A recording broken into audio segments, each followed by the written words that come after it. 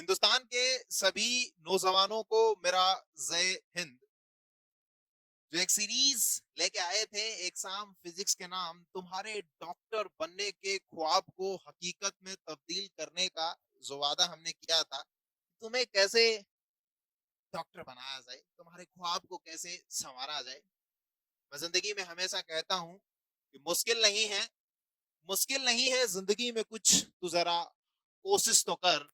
ख्वाब बदलेंगे हकीकत में, तू जरा मेहनत तो कर। ख्वाब बदलेंगे हकीकत में, तू जरा मेहनत तो कर। मेहनत करते रहिए, मेहनत का कोई पर्याय है ही नहीं इस दुनिया में। तुम अपने आप को दिन ब दिन बेहतर बनाते रहिए, तुम अपने आप को संवारते रहिए। मेहनत से बड़ा इस दुनिया में कोई दूसरा हथियार है ही नहीं, जिस हथियार से तुम खुद को संवार सको। ये वक्त है, वक्त के साथ मेहनत करते रहिए।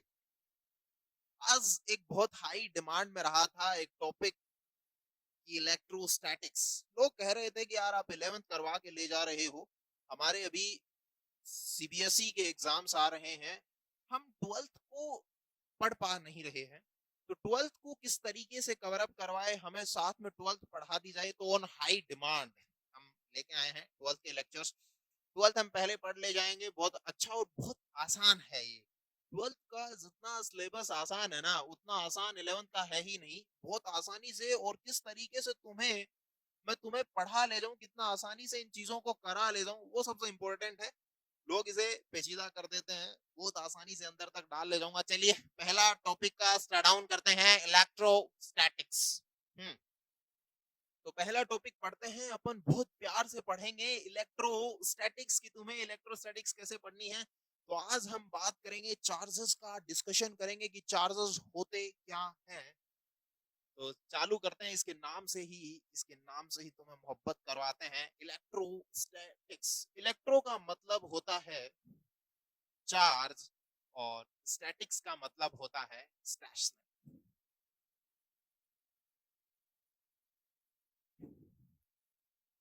इलेक्ट्रो का मतलब होता है चार्ज और स्टैटिक्स का मतलब होता है स्टेशनरी। स्टेशनरी चार्ज की जहां स्टडी करते हैं ना, उसे कहेंगे इलेक्ट्रोस्टैटिक्स। इलेक्ट्रोस्टैटिक्स में अपन स्टेशनरी चार्ज की स्टडी करेंगे कि तुम्हें स्टेशनरी चार्ज कैसे करना है और कैसे स्टेशनरी चार्ज के बारे में चीजें सीखनी है।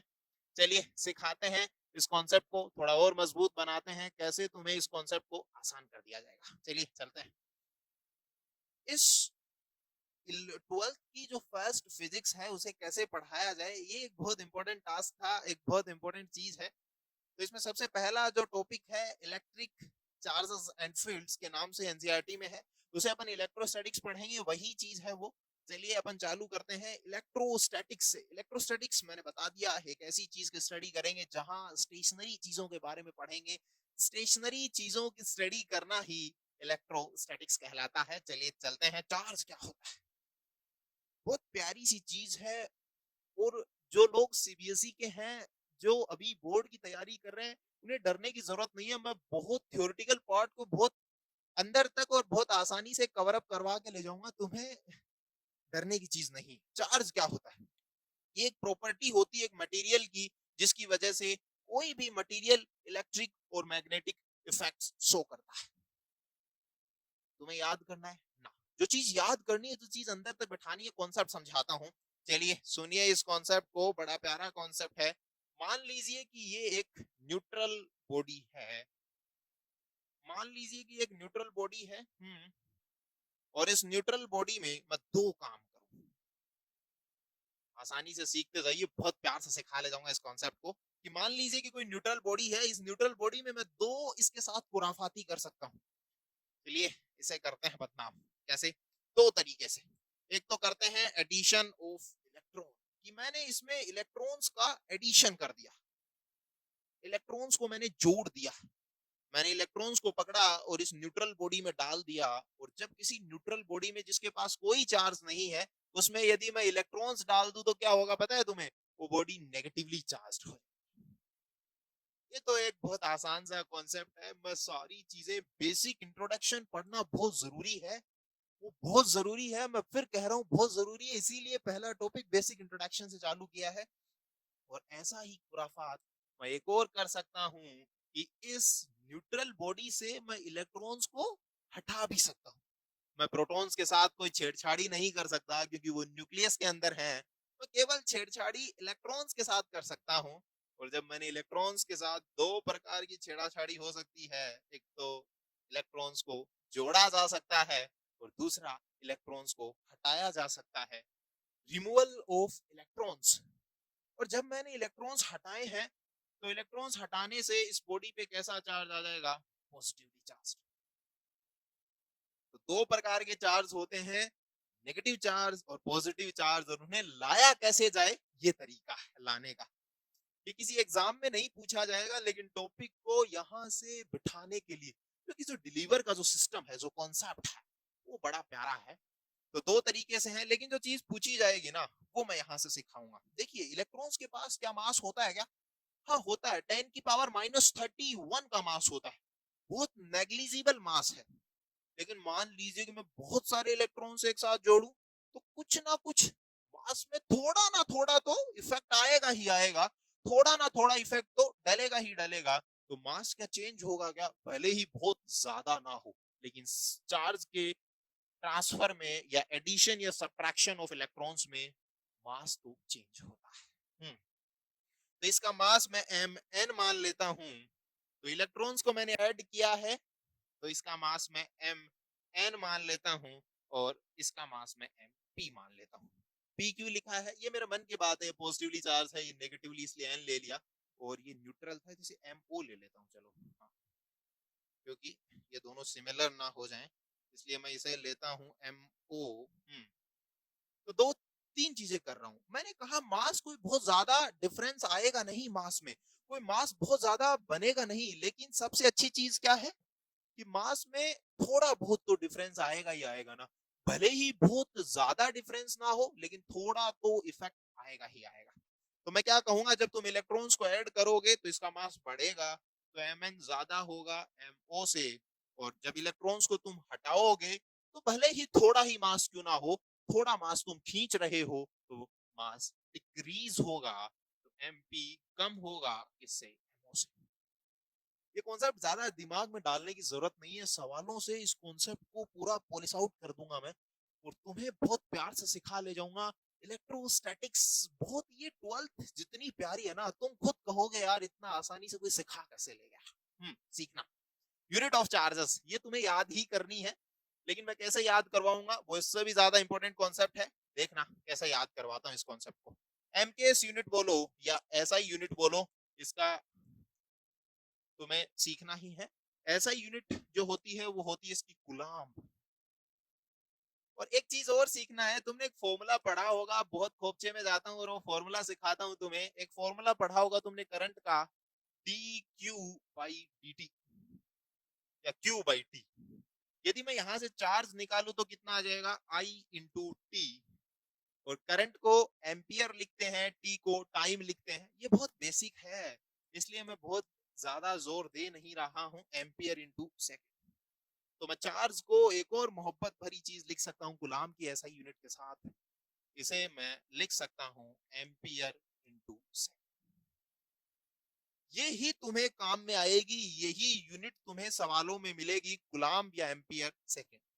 लेकिन सीजीएस यूनिट क्यों लिखा है, क्यों सिखा रहे हो सीजीएस यूनिट? देखिए, सीजीएस यूनिट तुम्हें किसी सवाल में नहीं मिलेगी, लेकिन फिर भी यदि तुम चाहते हो कि यार कॉन्सेप्ट को थोड़ा और बेहतर डेवलप कर दिया जाए, तो सीजीएस यूनिट जो होती है वो होगी स्टेट कूलम्ब। ओके। या फिर हम इसे बोलते हैं ईएसयू, इलेक्ट्रोस्टैटिक यूनिट। तो स्टेट गुलाम जो होता है, इन दो का रिलेशन बताता हूं, ये बहुत इंपॉर्टेंट है। सीजीएस से एमकेएस में कन्वर्जन तो देखने को मिल सकता है, लेकिन अमूमन मिलता नहीं है। जो मिलता है वो मैं सिखा देता हूं। तो वन स्टेट गुलाम की जो वैल्यू होती है वो कितनी होगी? वो होगी 1/3 इंटू 10⁹ तो तुम किसी सीजीएस सिस्टम को एमकेएस सिस्टम से भी रिलेट कर सकते हो। क्या याद करना है क्या तुम्हें? ये ना, ये याद नहीं करना, ये लिखने के लिए बनाया गया है कि तुम अपनी कॉपी या नोट्स में कहीं ऐड कर लो, लेकिन इसे याद नहीं करना है। ये जो चीजें याद करनी है ना, वो मैं ट्रुथ बताता हूँ, ऐसा नहीं है कि यार इसे भी याद कर लो, इसे भी, जो चीज देखनी है ना वो यही देखनी है, इसमें कुछ देखना ही नहीं है, बस सीधा सा याद रखना है चार्ज की यूनिट होती है कूलम्ब। एम्पियर आवर क्या होता है, देखिए मैं इस चीज को और सिखा देता हूँ, ये चीज तो तुम्हें आती ही होगी पहले से, लेकिन फिर भी सिखा देता हूँ। एक एम्पियर आवर की वैल्यू कितनी होती है, ये तुम्हें सवालों में बहुत काम में आएगी। ये वैल्यू होती है 3600 एम्पियर सेकंड। यार तुम रट के आए हो गया, ऐसे कैसे लिख दिया रे। देखिए एम्पियर सेकंड जो है वो यहाँ की यूनिट है, तुम्हें जितने भी सवाल होते हैं ना उनमें एम्पियर आवर देगा, सेकंड नहीं देगा, तो तुम उसे सेकंड में कन्वर्ट कैसे करोगे, 3600 से मल्टीप्लाई करके। वो कैसे, तुमने सपना आया क्या ना, कुछ नहीं करना यार, एक घंटे में कितनी मिनट होती है 60, और एक मिनट में कितनी सेकंड होती है 60, तो 60 इंटू 60 कितना हो जाएगा 3। यार ये तो कर लोगे ना, 60 इंटू 60 होता है 3600। तो इसलिए मैंने लिखा है एक घंटे में 1 एम्पियर और इसको टू 3600 एम्पियर सेकंड। और इस एम्पियर सेकंड को क्या लिख सकते हो तुम, गुलाम भी लिख सकते हो, तो अपन लिखेंगे 3600। देखिए लोगों को ये चीज भा नहीं रही है, मैं जो सिखा रहा हूँ ना वो तुम्हें नहीं समझ में आ रहा है कि यार ये क्या लिखा है, ये क्या लिखा है। ये बस जो मेजर चीज देखनी है वो ये देख लीजिए, क्योंकि इंट्रोडक्शन के पार्ट में बेसिक चीजों सिखाना हमारी जिम्मेदारी थी, केवल यही चीज तुम्हें देखनी है। ये चीज बहुत इंपॉर्टेंट है, बस ये याद कर लो, ये अपने नोट्स में ऐड कर लो या कहीं भी ऐड कर लो कि चार्ज की जो एमकेएस या ऐसे यूनिट होती है वो होती है कूलम्ब या एम्पियर। बस इतना कर ले जाओ, बाकी मैं सिखा ले जाऊंगा। चलिए सीबीएसई बोर्ड के हिसाब से, किसी भी बोर्ड की तुम तैयारी कर रहे हो या नीट की तैयारी कर रहे हो, प्रॉपर्टीज ऑफ चार्ज, यहां से सबसे पहला सवाल इलेक्ट्रोस्टैटिक्स का उठता है। लोग इस टॉपिक को छोड़ देते हैं, डायरेक्टली कूलम्ब्स लॉ पे जंप कर जाते हैं। ये मैं बता रहा हूँ, तुम जितना पैतरा अपना रहे हो ना, ये बहुत आसान चीजें हैं, इन्हें छोड़िए मत, क्योंकि यहाँ से यदि सवाल उठ गया ना, मैं सिखाऊंगा कैसे सवाल यहाँ से उठते हैं। जो चीजें उठती है ना वो तुम्हारे जहन में डाल दूंगा मैं। देखिए प्रॉपर्टीज ऑफ चार्ज, चार्ज की प्रॉपर्टीज। और जो लोग सीबीएसई की तैयारी कर रहे हैं, जो मुझे मैसेजेस आए थे कि यार तुम थोड़ी थ्योरी भी इंक्लूड कर दो तो हमारा नीट और सीबीएसई दोनों का मामला साथ हो जाए, तो उनके लिए बहुत अच्छी चीज रहेगी ये। ओके, इसलिए मैंने थ्योरिटिकल पार्ट को 12th के साथ ऐड करता चलूंगा। और थ्योरी के सवाल बहुत आते हैं, कई बार नीट में भी पूछे जाते हैं, तो तुम्हें कोई दिक्कत नहीं होगी। और इसके अंदर कैलकुलेशन कैसे करनी है वो भी बहुत बेहतर और बहुत अच्छे नजरिए से सिखा के ले जाऊंगा, सीखते रहना। चलिए पहली प्रॉपर्टीज याद रखनी है कि चार्ज एक स्केलर क्वांटिटी होती है जो अलजेब्रिक सम को फॉलो करती है। तो charge is an scalar quantity which follows the algebraic addition. क्या होता है अलजेब्रिक एडिशन, देखिए ये लाइन तुम्हें समझ में नहीं आ रही है, मैं एक एग्जांपल के थ्रू, एक कॉन्सेप्ट के थ्रू इस लाइन को समझाता हूं तुम्हारे अंदर। जैसे एक एग्जांपल के थ्रू तुम्हारे अंदर इस लाइन को डालता हूं, डालिएगा। जैसे मैं Q1 की वैल्यू ले लूं प्लस 5 कूलम्ब, Q2 की वैल्यू ले लूं मैं प्लस 5 कूलम्ब, और Q3 की वैल्यू ले लूं मैं माइनस 5 कूलम्ब। ये मैंने एक एग्जांपल लिया है, कोई चीज दिक्कत नहीं आनी चाहिए इस कॉन्सेप्ट में, मैंने एक एग्जांपल क्रिएट किया है। अलजेब्रिक एडिशन होता क्या है उस चीज को जहन में डालूंगा, डालते रहिए। नेट चार्ज निकालिए यहाँ से, तो नेट चार्ज यदि तुम निकालोगे ना तो होता है Q1 plus Q2 plus Q3, यही तो लिखोगे तुम। ऑर्डिनरी एडिशन करना है। अब मैं ये कहूं कि इसका, मैं इसे कुछ भी नहीं बोलूं, मैं इनको जोड़ के बताऊं तो तुम कितने जोड़ोगे, 5 5 10, और 10 में से 5 गए 5, ऐसे ही तो बोलोगे। तो यही एडिशन करना है, मतलब अलजेब्रिक एडिशन का मतलब है इनका विद साइन, मतलब साइन के साथ एडिशन करना है। बहुत प्यारा एडिशन है, 5 प्लस 5 माइनस 5। ये क्या बता रहे हो यार, ये तो हमें करना आता है। लेकिन ये चार्ज की प्रॉपर्टी है कि स्केलर है, इसकी कोई डायरेक्शन नहीं है, ये एक ऑर्डिनरी जोड़ की तरह जुड़ता है, एक ऑर्डिनरी शम की तरह जुड़ता है। तो एक ऑर्डिनरी जोड़ की तरह कैसे जुड़ेगा, ये कॉन्सेप्ट मैं सिखा ले गया हूँ। कुछ नहीं करना है तुम्हें, साधारण साधारण जोड़ना आता होगा यार, वो जोड़ ले जाओगे तुम। अब है चार्ज का कंजर्वेशन, कंजर्वेशन ऑफ चार्ज। एक लाइन तुमने सुनी होगी, charge can neither be created nor be destroyed, it can be transferred from one body to another body. क्या बोल गए यार, देखिए ये जो लाइन है ये तुम छोटी क्लासेस में पढ़ के आते हो कि कोई चार्ज होता है वो ना तो क्रिएटेड हो सकता है ना डिस्ट्रॉयड हो सकता है, ये केवल एक बॉडी से दूसरी बॉडी में ट्रांसफर हो सकता है। लेकिन मैंने यहाँ की जो प्रॉपर्टी ली है कंजर्वेशन ऑफ चार्ज, तो charge is a conserved physical quantity. लेकिन मैंने एक बहुत प्यारी चीज लाइन लिखी है यहाँ पे, total charge of an isolated system और यूनिवर्स रिमेन कांस्टेंट। देखिए यदि तुम्हें लाइन को थोड़ा बेहतर बनाना है ना, तो इस लाइन को लिखिए तुम, क्योंकि ये लाइन थोड़ी बेहतर है। यदि थोड़ा लाइन को बेहतर बनाना है, थोड़ा लाइन को बेहतर बनाना है, तो तुम इस लाइन को लिखिए। ओके। चार्ज जो आइसोलेटेड सिस्टम है ना, उसका कांस्टेंट रहता है। कैसे रहता है सीखिएगा। देखिए मैं इस चीज को सिखाता हूँ। जैसे मान लीजिए कि एक सिस्टम ले लेता हूं मैं, एक आइसोलेटेड सिस्टम ले लेता हूं मैं। यहाँ पे सिखाऊंगे इस कॉन्सेप्ट, यहीं पे सीख लेते हैं। एक आइसोलेटेड सिस्टम ले लेता हूँ और इस आइसोलेटेड सिस्टम में मैं दो चार्जेस ले लेता हूँ, एक तो 3 कूलम्ब का और एक 2 कूलम्ब का। इस सिस्टम का टोटल चार्ज कितना है? 5 कूलम्ब। इस पूरे इसको मैं आइसोलेटेड सिस्टम मान लेता हूँ, इसको मैं आइसोलेटेड सिस्टम मान लेता हूं। और इस आइसोलेटेड सिस्टम का जो टोटल चार्ज है वो कितना हो जाएगा? 3 और 2 5 कूलम। कंजर्वेशन ऑफ चार्ज यही चीज कहता है कि हमेशा 5 कूलम ही रहेगा। चार्ज हमेशा कितना रहेगा? 5 कूलम ही रहेगा। This is told by conservation. Charge एक कंजर्व्ड फिजिकल क्वांटिटी। अब मैंने इसके साथ कोई गंदी बात की, चलिए करते हैं गंदी बात। और जब मैंने इसके साथ की गंदी बात, तो क्या हुआ?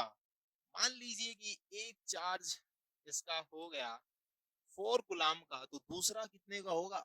ये सवाल पूछता नहीं है कोई, लेकिन मैं कंजर्वेशन ऑफ चार्ज को बेहतर बनाने के लिए और बेहतर सिखाने के लिए ये चीज बता रहा हूं। तो दूसरा चार्ज कितना होगा? वो होगा 1 कूलम। क्यों हुआ भाई 1 कूलम का? क्योंकि अभी भी पूरे सिस्टम का चार्ज कितना रहना चाहिए? 5 कूलम।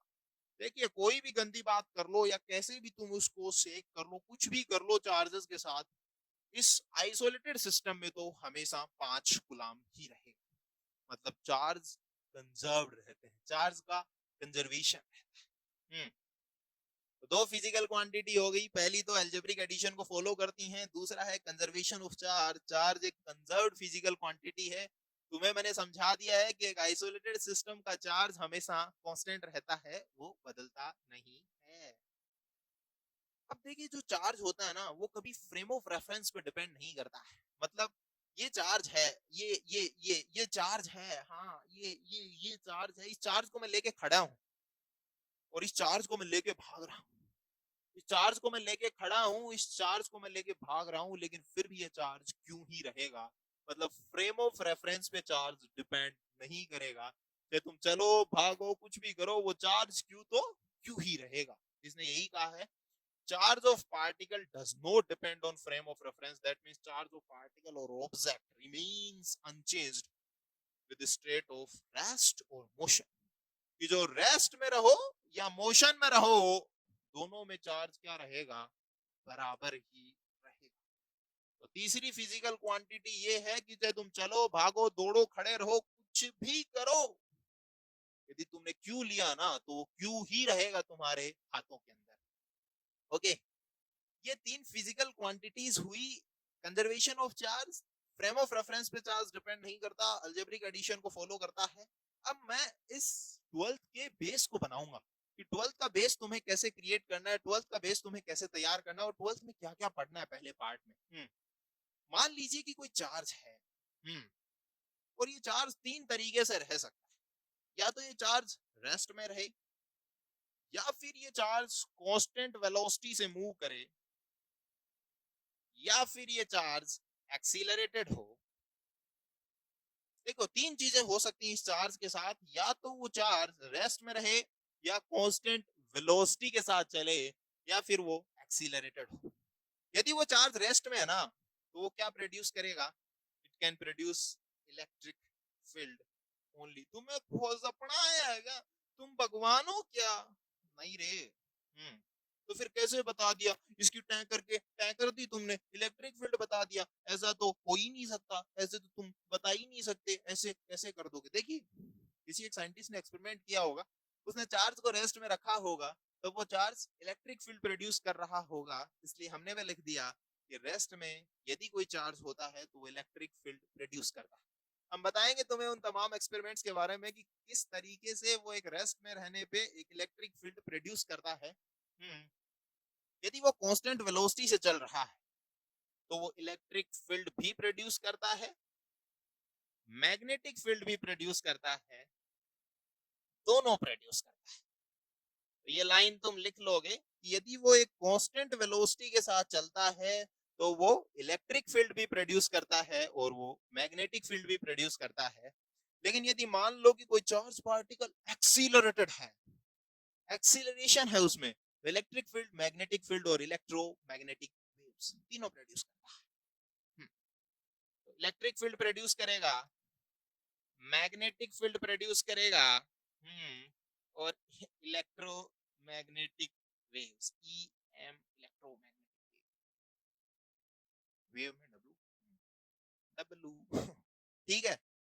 तो अपन इलेक्ट्रिक फील्ड प्रोड्यूस करेगा तो रेस्ट में होगा। तो आज कहीं भी फोकस नहीं करना, वो छेद को देखना वो कितना प्यारा है। मतलब अपन किसी एक चार्ज पार्टिकल की स्टडी करेंगे जब वो एक रेस्ट में होगा, जब वो रेस्ट में रहेगा तब अपन एक चार्ज पार्टिकल की स्टडी करेंगे। तो अपन इलेक्ट्रोस्टैटिक्स में स्टडी करेंगे इलेक्ट्रिक फील्ड की केवल, और इलेक्ट्रिक फील्ड की स्टडी, इनकी स्टडी करेंगे मैग्नेटिक फील्ड और ईएम वेव्स। ये पूरा 12th का जो सिलेबस है ना वो ईएम वेव्स तक ही चलता है। पूरा जो सिलेबस है वो चार्जेस के लिए ही चलता है। तो उसके बाद में रे ऑप्टिक्स, और रे ऑप्टिक्स बहुत प्यारा सिलेबस है, इजीली कवर अप करवा के ले जाऊंगा। ये है 12th की जान, और इस जान में से पहला टॉपिक मैं उठाऊंगा इलेक्ट्रिक फील्ड प्रोड्यूस करने वाला। ओके, तो अपन इसमें स्टडी करेंगे रेस्ट पार्टिकल के बारे में। और मैंने इलेक्ट्रोस्टैटिक्स में चलते ही शुरुआत में ही बता दिया था, इलेक्ट्रो का मतलब होता है चार्ज और स्टैटिक्स का मतलब होता है स्टेशनरी। स्टेशनरी कंडीशन में चार्ज की स्टडी करने को ही कहते हैं इलेक्ट्रोस्टैटिक्स। चलिए, एक चौथी प्रॉपर्टी है चार्जेस की, वो बहुत प्यारी प्रॉपर्टी है। देखिए, जो अपन ने प्रॉपर्टीज ऑफ चार्ज में 3 प्रॉपर्टी पढ़ ली है, चौथी प्रॉपर्टी जो अपन पढ़ेंगे वो बहुत प्यारी प्रॉपर्टी, क्वांटाइजेशन ऑफ चार्ज। इसे शिद्दत से सुन लिएगा, मैं इसको बहुत प्यार से समझाऊंगा, लोग इसे समझा नहीं पाते हैं, वो बहुत आसानी से समझाऊंगा। इस डेफिनेशन को मत पढ़िए, मैं सिखाता हूँ क्या पढ़ना है तुम्हें। ये फॉर्मूला पढ़िए तुम, क्यू की वैल्यू होती है एन ई। क्यू का मतलब होता है पॉसिबल चार्ज, कोई भी चार्ज हो सकता है। N is the integer number of, okay, integer number of electrons, और ई की वैल्यू होती है 1.6 इंटू 10 की पावर माइनस। ओके, ये सिखाने के लिए, ये रटाने के लिए दिखा रहे थे क्या? ना, क्या ये रटना है? ना, ये मैं सिखा ले जाऊंगा, इस फॉर्मूले को तक मैं बैठा ले जाऊंगा। सवाल सॉल्यूशन से तुम्हें इसमें कोई दिक्कत होनी ही नहीं चाहिए। जो चीज मैं अभी तुम्हें सिखाने की कोशिश कर रहा हूँ, पीछे से घुसाने की कोशिश करूंगा। सुनिएगा, इसको बहुत आसान कॉन्सेप्ट है। देखिए, एन की वैल्यू मिनिमम कितनी हो सकती है? इंटीजर की मिनिमम वैल्यू हो सकती है 1। तो इंटीजर की मिनिमम वैल्यू यदि 1 हो सकती है तो इसका मिनिमम चार्ज कितना हो सकता है? ये लाइन लिखूंगा मैं, देखिए एक बार सुनते चलिए। लोगों को क्वांटाइजेशन की डेफिनेशन भले ही रट लो, लेकिन तुम्हें मिनिमम वैल्यू कितनी हो सकती है? 1.6 इंटू 10 की पावर माइनस 90। ये है इसकी मिनिमम वैल्यू। मिनिममली यहाँ पे कितना लिख सकते हो तुम? 1 लिख सकते हो। 1 से कम तो कोई इंटीजर होता नहीं है। तो इंटीजर मल्टीपल मिनिमम कितना हो सकता है? 1। और इसे सवाल बनाऊंगा मैं बहुत प्यारे, एक बार सुनते जाना। और इसे ही बोलते हैं क्वांटा ऑफ चार्ज। इस मिनिमम वैल्यू, पॉसिबल वैल्यू को बोलते हैं क्वांटा ऑफ चार्ज। देखिए, जो चीजें आसान हैं इसे बोलते हैं क्वांटा ऑफ चार्ज।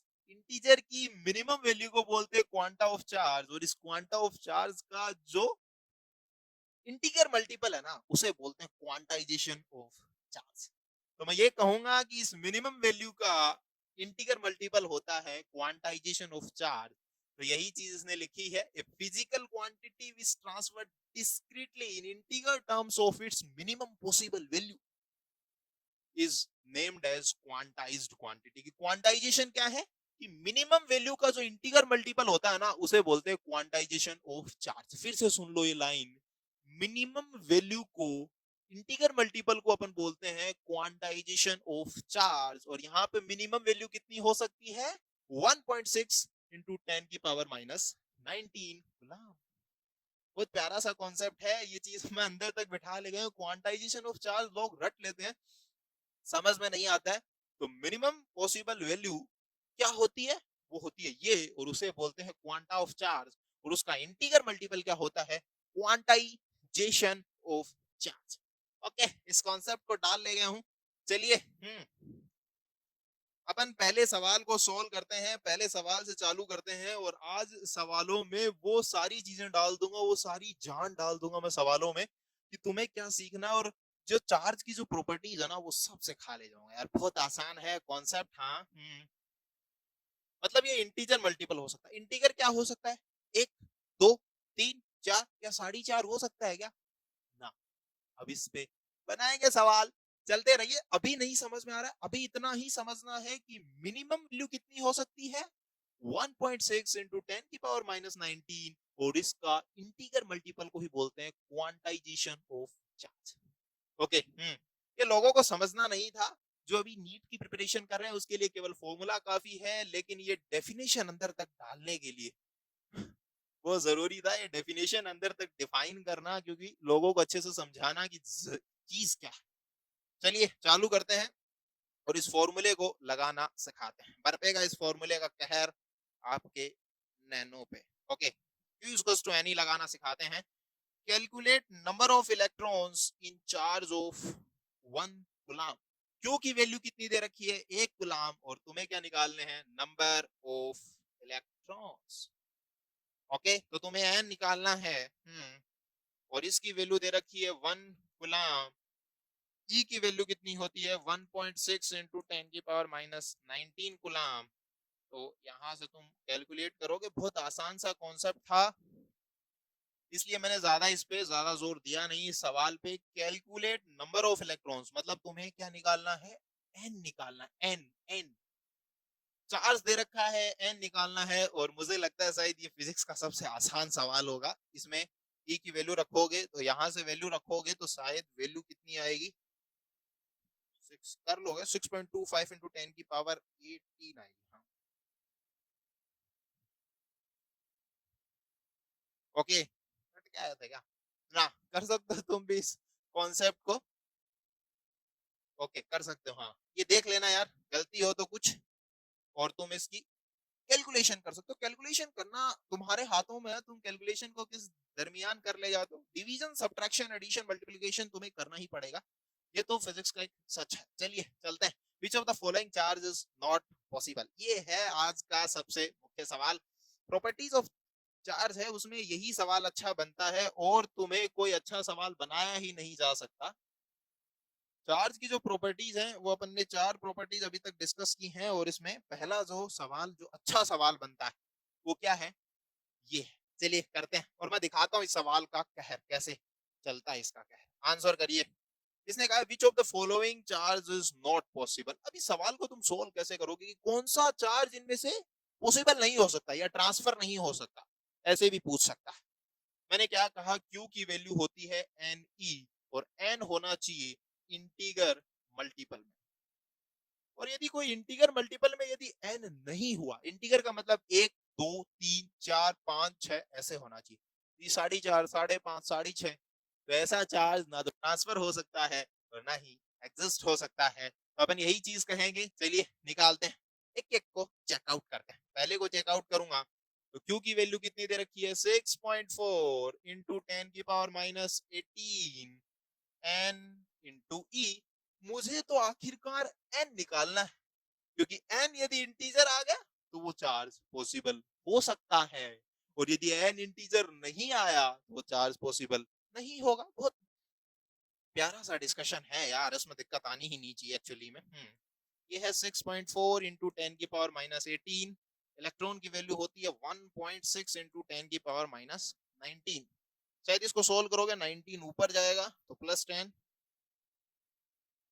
40 आएगा। ओके तो n की वैल्यू यहाँ से कितनी आ गई है 40, मतलब ये एक इंटीगर मल्टीपल हो सकता है। तो ये इंटीगर मल्टीपल है ना, हाँ है। तो क्या ये चार्ज पॉसिबल है? बिल्कुल है। दिस चार्ज इज पॉसिबल, लेकिन हमें तो क्या पूछा है? Not possible. कौन सा पॉसिबल नहीं है? तो चलिए दूसरे पे स्ट्राइक करते हैं अपन। तो सेकंड पे जाएंगे। तो चार्ज की वैल्यू कितनी दे रखी है तुम्हें? 3.2 इंटू 10⁻19 और नीचे आ जाएगा 1.6 इंटू 10⁻19। देखिए इस बार मैंने 1.6 इधर नहीं लिखा है, डायरेक्टली इस इलेक्ट्रॉन को नीचे की तरफ ट्रांसफर कर दिया है और क्या लिख दिया है? n। तो मुझे लगता है n की वैल्यू कितनी आ जाएगी? 2। तो ये भी इंटीगर मल्टीपल है, मतलब ये भी पॉसिबल हो सकता है, लेकिन इसने तो नॉट पॉसिबल पूछा है। तो नॉट पॉसिबल कैसे करोगे? चलिए अब अपना तीर लगता है तीसरे पे।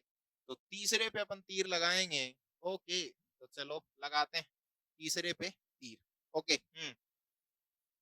तो थर्ड को सोल्व करूंगा तो तीसरा क्या दे रखा है हमें? 4 × 10⁻⁻19। ओके, करते हैं इस चीज को। 4 × 10⁻⁻19, दिस इज 1.6 इंटू 10⁻⁻19 और इसकी वैल्यू हो जाएगी n। शायद मुझे लगता है कि ये हो जाएगा, ऊपर जाएगा 10, क्योंकि 10⁻⁻19 से जो बराबरी के लोग होते हैं ना वो कट जाते हैं यार, उनका तुम जिक्र किया ही मत करो। ये आ जाएगा 4, 2 दूनी 4, 2 पंजो 10, ये कर लेना 2.5। ये कैलकुलेशन करनी आनी चाहिए। ये लो, तीर लग गया आप छेद में। क्या 2.5 पॉसिबल हो सकता है ना? हमें चाहिए था इंटीगर मल्टीपल, मतलब 1 2 3 4 5 6 तो हो सकता है, लेकिन 2.5 3.5 4.5 5.5 नहीं हो सकता। तो 2.5 क्या पॉसिबल है? Is 2.5 is possible? No, it is not possible. Because क्यों नहीं है? क्योंकि इंटीगर मल्टीपल है ही नहीं। तो हमारा आंसर ये आ गया। लोग बाग इस फोर्थ ऑप्शन को चेकआउट करेंगे, मैं भी कर देता हूँ चेकआउट, क्योंकि चारों को चेकआउट कर देते हैं। दिस इज 1.6 इंटू 10⁻⁻20 और ये हो जाएगा 1.6 इंटू 10⁻⁻19। ओके। दोनों को चेकआउट कर देता हूं मैं। तो n की वैल्यू कितनी आ जाएगी यहाँ से? n की वैल्यू यहाँ से आएगी शायद 1.6 से 1.6 कैंसिल, ये आ जाएगी 1/10 और ये आ जाएगा 0.1। क्या ये पॉसिबल है? ना, ये भी नहीं है, क्योंकि 1 2 3 4 इंटीगर मल्टीपल चाहिए तुम्हें और कुछ से मतलब नहीं है, तो इंटीगर मल्टीपल ये भी नहीं है, तो ये दोनों ही चार्जेस, ये मल्टीपल चॉइस निकला यार, कोई दिक्कत नहीं है। लेकिन इस कॉन्सेप्ट को बहुत तह तक मैं डाल ले गया हूँ, ये तुम्हें समझ में भी आना चाहिए ये कॉन्सेप्ट कि तुम्हें 6.4 इंटू ये दोनों पॉसिबल हो सकते हैं। क्यों हो सकते हैं पॉसिबल? क्योंकि जो n की वैल्यू है वो इंटीगर मल्टीपल में है। शायद इस सवाल को बहुत बेहतर तरीके से सिखा ले गया हूँ, और क्वांटाइजेशन ऑफ चार्ज का जो सवाल है ना वो तुम्हारा गलत होगा नहीं, क्योंकि उस प्रॉपर्टी पे यदि कोई सवाल पूछेगा मुझे नहीं लगता इससे बेहतर कोई सवाल होगा। चलिए करते हैं। फिफ्थ प्रॉपर्टी है like charges attract each other and unlike charges repel each other and unlike charges attract each other. लोग गलत बोल जाते हैं, हंसते बहुत है यार, तुम गलत क्यों? गलत बोलने में भी हंसते हैं, मतलब कितने कोई दिक्कत नहीं। कि जैसे मान लीजिए पॉजिटिव पॉजिटिव को पास लाऊं, मेरे वाली को पास लाऊं, हाँ आएगी ही नहीं। तो जैसे लाइक चार्जेस हैं, ये पॉजिटिव पॉजिटिव है। इस टर्मिनोलॉजी को बहुत अच्छे से जब अपन आगे धीरे धीरे डिस्कशन करेंगे और अच्छे से डिस्कस और अच्छे से तुम्हारी दहलीज में बिठाएंगे, अभी के लिए ये सीख लीजिए। ये दो क्या है? लाइक चार्जेस, एक दूसरे को रिपेल करेंगे, दूर भगाएंगे। ओके। और जो अनलाइक चार्जेस हैं वो एक दूसरे को क्या करेंगे? दो opposite, male and female attract each other, male and male repel each other. देखिए ये सच है और सच से रूबरू कर दिया है तुम्हें। जो लोग आपस के होते हैं वो एक दूसरे को रिपेल करते हैं, और जो लोग अपोजिट होते हैं वो एक दूसरे को अट्रैक्ट करते हैं। करते होंगे। लिबिडो नाम की चीज सुनी होगी तुमने, सुनते हो ना, ऐसे बायोलॉजी पढ़ते हो, बायोलॉजी पढ़ा करो, बहुत प्यारा सब्जेक्ट है यार, दिल की रूह चूम जाता है, ऐसा सब्जेक्ट था बायोलॉजी, पढ़ के देखना। तुम्हें कुछ समझ में नहीं है तो पूछ लेना, हम भी सिखा देंगे, बहुत प्यारा। Charges given to the conductor, एक होते हैं कंडक्टर और एक होते हैं नॉन कंडक्टर। कंडक्टर कंडक्टर क्या कर रहे हो? बस टिकट काटोगे क्या ना? सुनिए, ये है कोई कंडक्टर, और इस कंडक्टर को यदि मान लीजिए मैं कोई चार्ज देता हूँ Q, तो ये चार्ज इसकी सरफेस पे आ जाता है। मान लीजिए मैंने प्लस चार्ज दिया तो ये प्लस चार्ज इसकी सरफेस पे आ गया। लेकिन यही खुराफाती यदि मैं नॉन कंडक्टर के साथ करूं तो क्या होगा? सुनिए, नॉन कंडक्टर को यदि मैं चार्ज दूं, ये कोई नॉन कंडक्टर है, ए, ए, और ये मैं नॉन कंडक्टर को यदि कोई चार्ज दूं तो नॉन कंडक्टर को जहां मैं चार्ज दूंगा ना वहां वो चार्ज रह जाएगा। तो जिस जगह मैं नॉन कंडक्टर को चार्ज दूंगा उसकी वॉल्यूम में मैं चार्ज डाल सकता हूँ। यार ऐसा कैसे हो गया? कंडक्टर के साथ क्यों नहीं हुआ? देखिए, कंडक्टर में होता है कंडक्शन की प्रॉपर्टी। जैसे मैं एक कंडक्टर हूं, मेरे को यहाँ चार्ज दिया तो वो चार्ज यहाँ मेरी सरफेस पे चला जाएगा इमीडिएटली, क्योंकि वो कंडक्शन मतलब चला जाएगा, क्योंकि कंडक्ट करने की एबिलिटी है। तुमने यहाँ पे चार्ज दिया तो वो अपने आप सरफेस पे चला जाएगा। लेकिन मान लीजिए मैं नॉन कंडक्टर हूं तो क्या होगा? मैं एग्जांपल ले रहा हूं, तो वो कहीं भी डाल लीजिए मेरे वहीं रह जाएगा, क्योंकि उसमें कंडक्शन की प्रॉपर्टी नहीं है। यही लिखा है इसने कि charge given to the conductor distributes on its outer surface. नहीं समझ में आ रही है? प्रॉपर्टी रटनी नहीं है तुम्हें। तुम्हें बस ध्यान में देना है कि कंडक्टर को चार्ज दिया, सरफेस पे चला गया। नॉन कंडक्टर को चार्ज दियो, कहीं भी दे दो, वहीं रुक जाएगा, जहां तेरा आशियाना वहीं घुस जाएंगे हम। तो charges given to the non conductor retains its place, position, distribution and volume of non conductor is possible. तो कहीं भी दे दो तुम नॉन कंडक्टर में चार्ज, वो वहीं पे ही सिचुएटेड रह सकता है, वहीं पे बना रह सकता है। तो तुमने यहाँ पे चार्ज दिया, यहाँ पे चार्ज दिया, कहीं भी दिया, वो वहीं का वहीं ही रह जाएगा। ऐसा प्रॉपर्टीज ऑफ चार्ज का बहुत तह तक डिस्कशन कर दिया है। एक अच्छा सवाल है, तुम करिए उस सवाल को। वो सवाल गलती करवाता है, मैं भी करवाता हूँ उस सवाल को। ये बहुत बेसिक सवाल हैं, बेसिक इंट्रोडक्शन का ये जो टॉपिक है ना, ये पढ़िएगा एक बार। सवाल जब तुम चालू करते हो ना कोई भी टॉपिक को पढ़ने से पहले, जरूरी है कि उसका बेसिक पढ़ लिया जाए, क्योंकि बेसिक नहीं पढ़ोगे चीजें उतनी अच्छे से क्लियर होती नहीं है, और जब चीजें अच्छे से क्लियर नहीं होती तो तुम अच्छे से बना नहीं पाते हो फिर आगे जाके। मेरी रिदम में बैठ जाना है यार, मैं सब सिखा ले जाऊंगा, मेरा वादा रखिए यार, मेरा विश्वास कीजिए, मैं बहुत प्यार से सिखाता हूँ। चलिए, there are two neutral conducting sphere. दो न्यूट्रल कंडक्टिंग स्फीयर है, एक का नाम ए है और दूसरे का नाम बी है। ओके, इसने क्या कहा है कि दो न्यूट्रल कंडक्टिंग स्फीयर है, एक तो ए है और दूसरा बी है। 2500 electrons are transfer from sphere A to B. कि मैंने ए से बी में कितने इलेक्ट्रॉन्स डाले हैं? 2500। तो मैंने इसको इलेक्ट्रॉन दिए तो इसका चार्ज कितना हो जाएगा? -2500 इलेक्ट्रॉन्स। देखिए बहुत प्यारा कॉन्सेप्ट है ये। और इसका कितना हो जाएगा? +2500 इलेक्ट्रॉन्स, क्योंकि मैंने इससे इलेक्ट्रॉन्स निकाले हैं।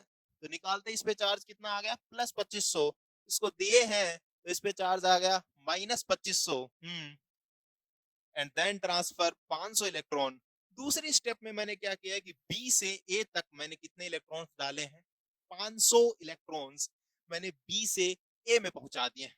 तो क्या होगा जब बी से ए में मैंने 500 इलेक्ट्रॉन्स डाले तो क्या होगा?